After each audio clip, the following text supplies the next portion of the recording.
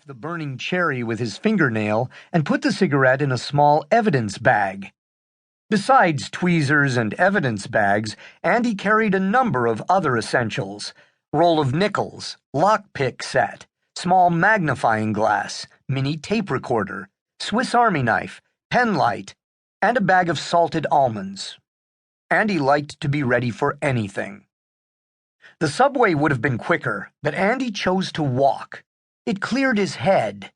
At the same time, he could disseminate more propaganda, stapling handbills to telephone poles and boarded-up windows.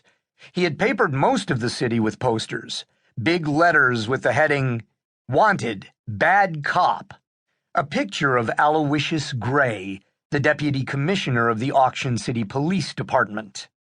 The text below accused the department of numerous crimes committed on Gray's orders: lying in court, bullying witnesses, graft, brutality, extortion, and even murder.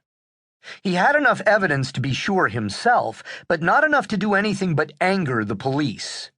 Since he'd started his crusade against police corruption, everyone saw him as a wingnut. It wasn't that people didn't believe him. It was that they knew that nothing could be done about it. It was difficult to gather hard evidence against the organization that collected the evidence. He passed Cleo's Liquors and the tough guys loitering at the side of the building, a rotating cast of hardened, tired men. The cops constantly rousted them, the price of looking the part even if no law had been broken. At the moment, a patrol car sat parked in the store lot around the corner. 2 patrolmen had 4 of the toughs against the wall, emptying their pockets and throwing the contents on the ground: loose bills, wallets, combs, pocket knives, gum. One of the men received a kidney punch for no apparent reason. Andy recognized the older of the 2 cops, Patrick Thornton. There were at least a dozen Thorntons working in the Auction City Police Department. A savage cop family that went back generations. Goons with badges. Gray's key strong-arm men. Dangerous, cruel, and stupid. Patrick was no exception. Andy strolled past, paying the matinee no mind. He turned the corner, walked to the back of the police car, and picked the trunk lock. Tucked under the spare tire, he found a paper sack with a few $100s in mostly 5s and 10s, the day's protection money. He pocketed the dough and put the empty sack back where he'd found it. By the time he came out of Cleo's with a box of merchandise, the patrol car was gone, off to harass some other members of the tax-paying public. He wished he could have been there when the Thornton found the empty sack. He wondered if he would accuse his partner of stealing his stolen money. Around the corner, the men shoved their belongings back in their pockets, cursing under their breath. One man chased a loose dollar bill caught in the wind.